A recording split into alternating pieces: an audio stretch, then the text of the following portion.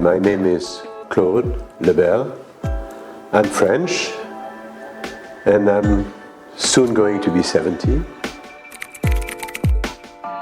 Before you come to Hong Kong, where did you work and study, and what did you work for? So I studied in France, I studied law, and I worked 2 years in France, and then I started to travel. I traveled to Saudi, then to the United Arab Emirates in Abu Dhabi, and then I moved to Japan.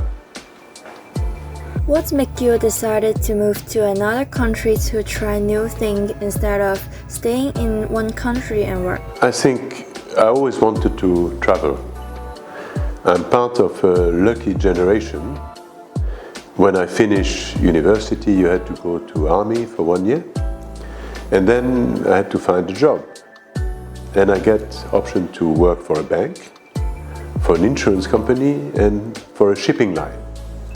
You know, shipping line at that time, they were starting those containers, those boxes, and you had vessels with a lot of containers, and I joined a big French shipping line named CGM back in 1978, so it's quite a while ago. And the guy that was heading the human resource of this company told me, you know, young Lebel, if you join us, you're going to see the world. I must say it's probably the most reasonable and true human resource I met, because many I met afterwards were not so straightforward and correct. But what he told me was very true. I've been traveling to so many countries, not only in Asia, but everywhere. And I must say I fulfilled my dream to travel. And I was in that respect very fortunate. What made you decided to stay in Hong Kong? That's a very long story. Well, being in Japan, I had no choice but to learn Japanese. And when you learn Japanese, you have to study some Chinese character, at least 1,000 basics. And interestingly, the Chinese character you learn in Japan, you have two pronunciations. You have the Chinese pronunciation and you have the Japanese. I take one example, mountain. Mountain in Chinese, you will say, for the Japanese pronunciation, san. In Chinese, you say sen. And the Japanese would be yama. So every word, you have to learn those two pronunciations. So when I arrived the first time in 1985 in Hong Kong, I was quite happy that I could read a lot of character. I could understand. I couldn't speak, of course, Cantonese, but at least I could understand. For example, if I want to take the Peak Road, I could easily read the Peak Road because I learned it learning Japanese. So I felt very easy to be in Hong Kong.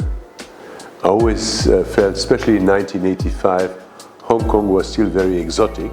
It has changed a lot in the last 40 years. Not as much as mainland China, because I've been traveling a lot to China, but definitely Hong Kong has changed. And Hong Kong was, I think, a very good city, and I always loved it. So that could explain one of the reasons I settled in Hong Kong now, but the main reason is being married to a Hong Kongese woman and having elderly parents from her to take care. We decided we have to spend probably 6-7 months a year in Hong Kong to take care of her parents, and the rest of the time we spend in my home country in Provence, in south of France. So now is the game section. Okay. So it's about some question about Chinese culture. So here is 15 questions. So you can choose 5 of them to answer. Well, I hope I can answer at least one. 2, 4, 6, 8, and 10. The first one is that the Spring Festival is one of the most important traditional Chinese holidays. So, do you know that what are its main customs? I think, if I remember, you have to put new clothes, and you have to respect your ancestor, and you have to meet your family members, and it's very much family linked.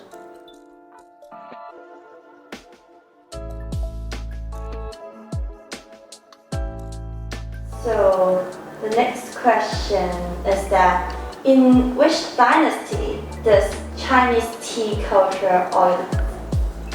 Well, that's a lot of theories. I mean, officially I think it's a Tang dynasty, if I'm not wrong. So I think it's well known is Tang Dynasty, Yeah. but in real it's a dynasty called Shenlong. It's around 5,000 years ago. Yeah, that's why, you know, it's exactly the difference between 5,000 years ago is very vague. So I think it's probably theoretical, but Tang Dynasty definitely they made it's like the Japanese tea ceremony where everything is written, and I think I don't have any specific ideas except that from what I learned it is Tang Dynasty.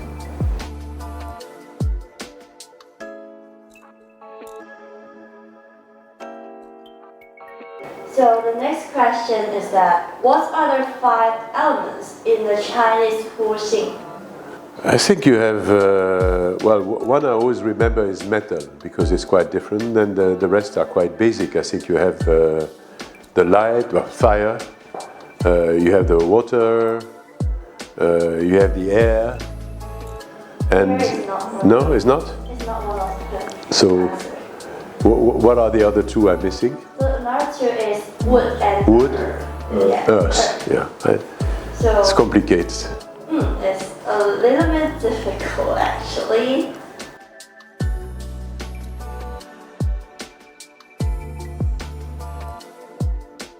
The next question is that what are some taboos related to using chopstick in Chinese culture?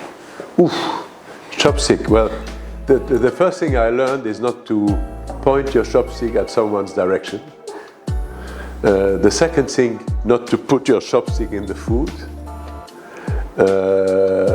Another one is not to steer the food with your chopstick. And very important, not to use the chopstick the wrong side.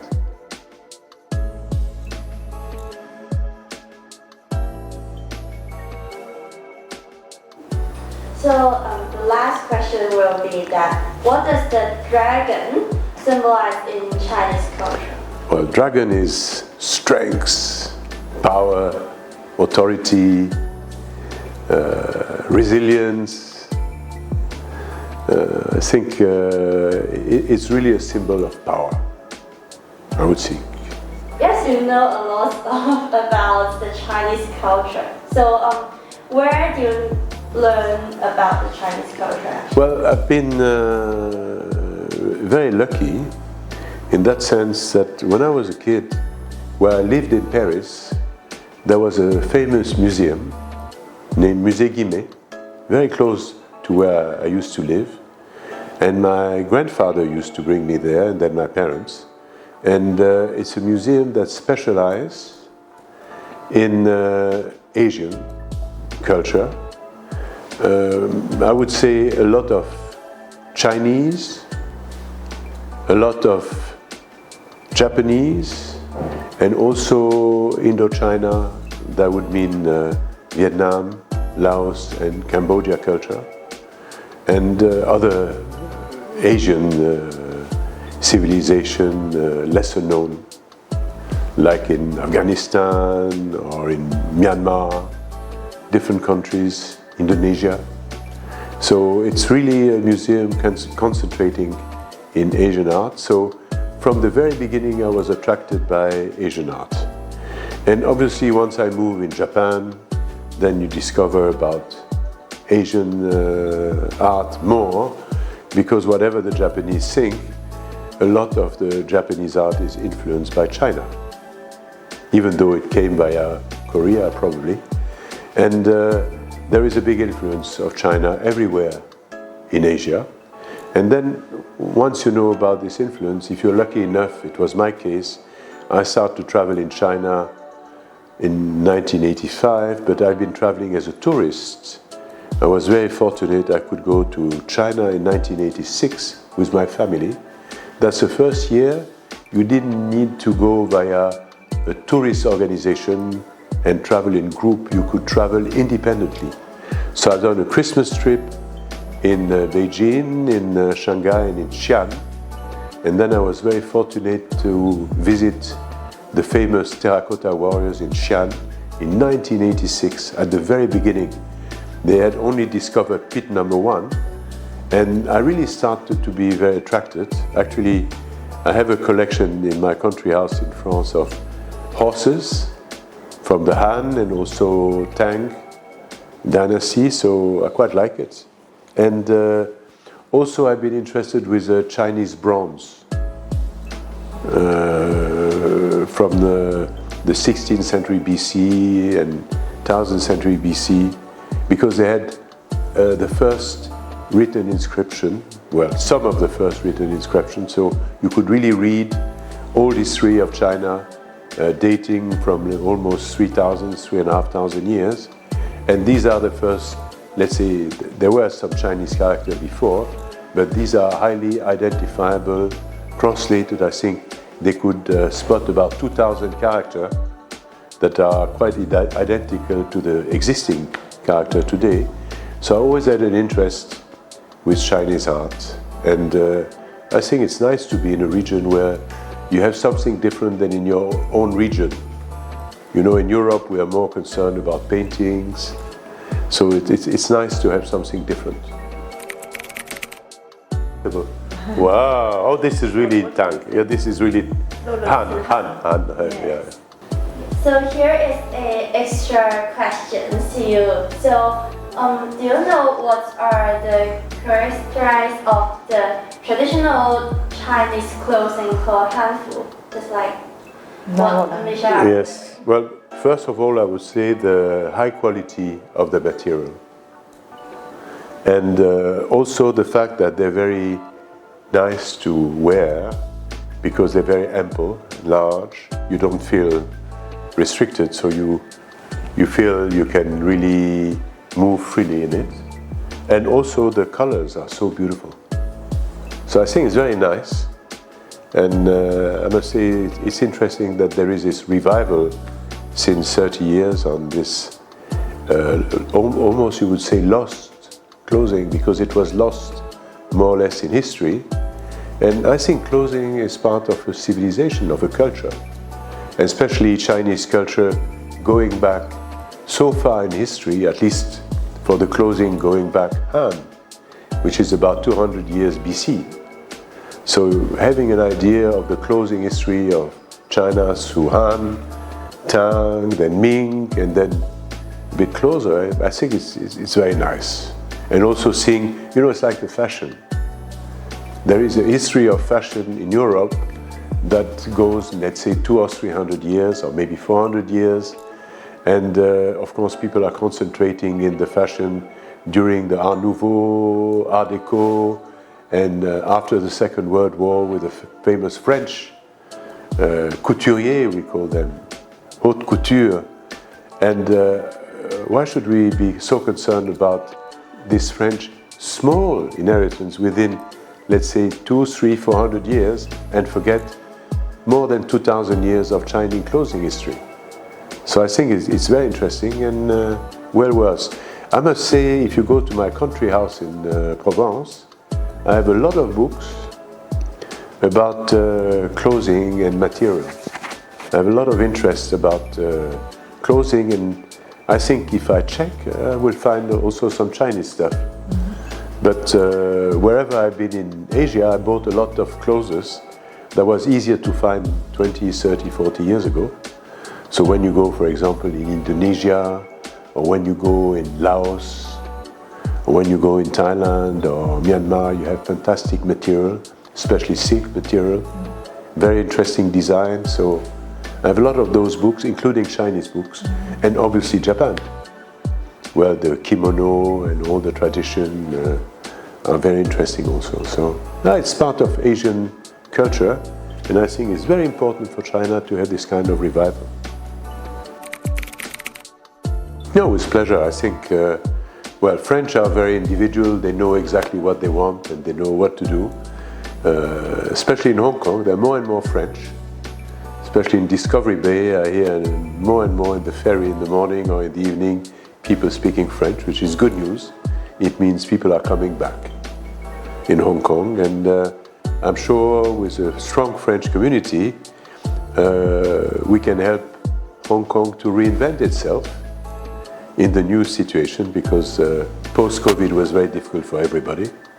But I have the feeling, and I can see the change specifically during the course of 2024, you can really feel it's getting back into business. Is it as efficient and strong as before? No. But getting back slowly and surely, and I think Hong Kongese, they will find the right direction again, and they will reinvent their city within the strong country that is China now. So you have to accept the surrounding, and you have to adapt. And I think it's a very good positioning for Hong Kong. Last but not least, I'm here to introduce our new series of activity. It's our cross-border cultural and sightseeing tours. Cultures exchange help people to know more about different culture or custom of other countries. If you are interested in this, keep attention on our social media and get the most updated information. See ya!